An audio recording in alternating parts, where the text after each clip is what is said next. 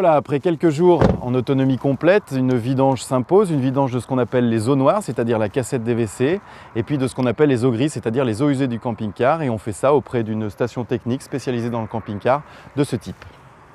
La vidange des WC, ce n'est pas l'opération la plus drôle, et pourtant il faut s'y soumettre régulièrement, tous les 2 à 3 jours environ. Les eaux noires sont recueillies dans une cassette extractible qui se situe sous la cuvette des WC et qui a une contenance d'environ 20 litres.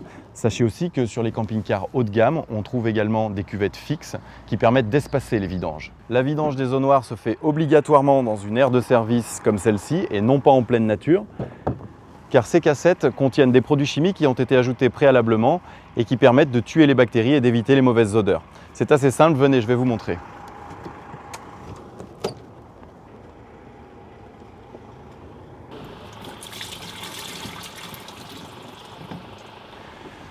Sur les cassettes amovibles, il est possible d'ajouter un kit de mise à l'air pour éviter au maximum les mauvaises odeurs et se passer des produits chimiques. Il s'agit d'un filtre à charbon et d'un petit ventilateur 12 volts qui empêche la remontée des gaz lors de l'ouverture du clapet de la cassette.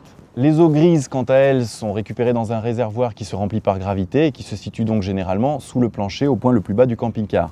Lorsque vous êtes au-dessus d'une grille d'évacuation des eaux usées, vous n'avez qu'à actionner une petite manivelle qui permet d'évacuer ce réservoir.